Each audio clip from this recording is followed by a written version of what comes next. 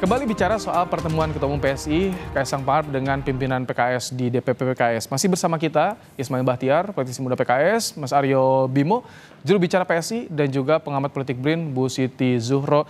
Mas Ismail, apakah betul ini soal mengusung Anies dan Sohibul ini agak deadlock sehingga susah dan diajaklah PSI. Tapi kan PSI juga gencar nih mendorong Kaisang. Kenapa nih? Kenapa mengundang PSI dari PKS ini? Pertama kan pilkada politik ini kan matematikanya jelas, Mas. Bahwa 18 kursi PKS ditambah 8 kursi PSI itu sudah cukup. Artinya apa? Ini adalah salah satu ruang opsi-opsi yang kemungkinan akan kita kolaborasikan. Tentu saja sama yang disampaikan oleh pengamat kita tadi bahwa Jakarta ini bukan satu-satunya opsi.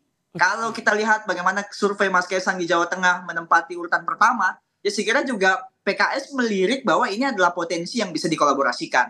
Bahwa satu hal antara PSI dan PKS hari ini semangatnya sama, spiritnya sama, sama-sama ingin berkolaborasi, membangun bangsa, tujuannya buat NKRI. Sehingga persepsi orang yang selalu menyampaikan bahwa sepertinya PSI dan PKS susah untuk bersama, hari ini menjadi jawaban bahwa ternyata PKS dan PSI insya Allah bersedia dan siap akan membangun kolaborasi bersama. Entah itu membangun koalisi di Jakarta aman ataupun di daerah lain sebagaimana daerah-daerah yang sudah terbangun sebelumnya. Insya Allah sebentar lagi di press conference akan disampaikan oleh pimpinan kami. Oke. Atau selain pilkada juga dibahas ini jadi jalan bagi PKS untuk gabung ke Kim, Mas Ismail? Oh, saya kira kalau itu jauh lah. Tadi sedikit pun pembahasan soal itu nggak dibahas. Hari ini murni silaturahim, sedikit-sedikit menyentil soal berbagai daerah yang mungkin dikolaborasikan, termasuk beberapa daerah yang sudah dikolaborasikan. Jadi tadi saya sebut Banten, Lebak, dan beberapa daerah yang lainnya. Nah, kalau dari PSI gimana, Mas Aryo? Apakah soal mengajak PKS untuk gabung ke Kim ini juga akan dibicarakan? Karena tadi Mas Ismail meninggalkan ruang pertemuan nih. Apakah ini dipersiapkan juga dari Kaisang?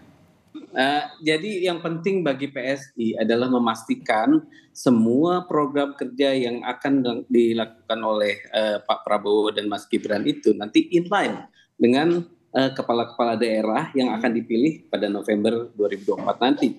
Nah, ini yang merupakan PR besar dan tidak bisa dilakukan dengan hanya sekedar menang kalah dalam pilkada, tapi komunikasi politik. Saya kira ini juga yang mendasari beberapa pimpinan partai politik pada akhir-akhir ini juga memperlihatkan cairnya hubungan itu ya. Artinya bukan berarti kita berharap tinggi untuk menjadi rekonsiliasi nasional atau sebagainya. Tapi boleh dong kalau kita bilang bahwa nanti kita ini fine tuning lah, kalau di radio itu ada fine tuning ya antara partai satu dengan yang lainnya untuk bisa gimana nih setelah pilkada ini mau apa?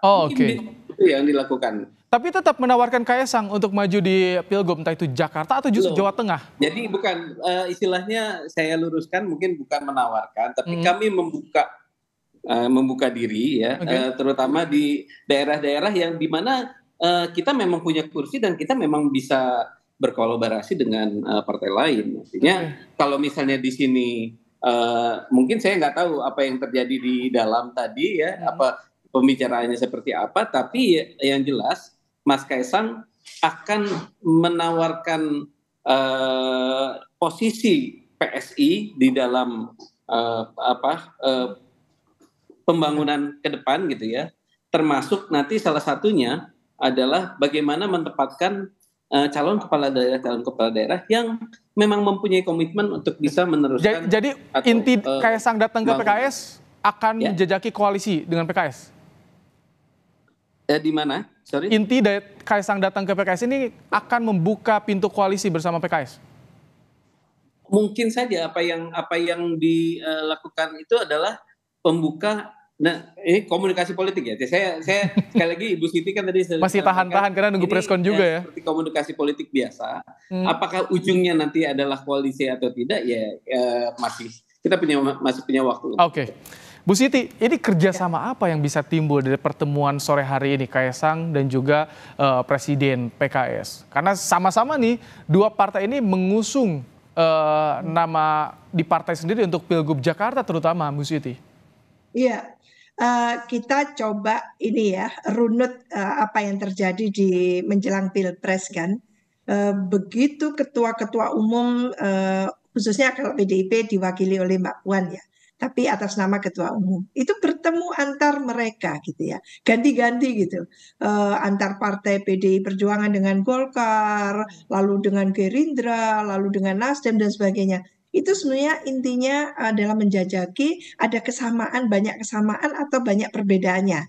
Lah, kalau banyak persamaannya mungkin go ahead gitu ya, bisa berkoalisi dan sama-sama munculnya politically symbiotic. Jadi saling menguntungkan secara politik, maka pastinya deal kan gitu. Nah, tapi kalau secara politik tidak saling menguntungkan di Jakarta untuk siapa, menguntungkan di Jawa Tengah untuk siapa, di Depok dan mungkin di Jawa Barat dan sebagainya. Jadi itu akan dipetakan.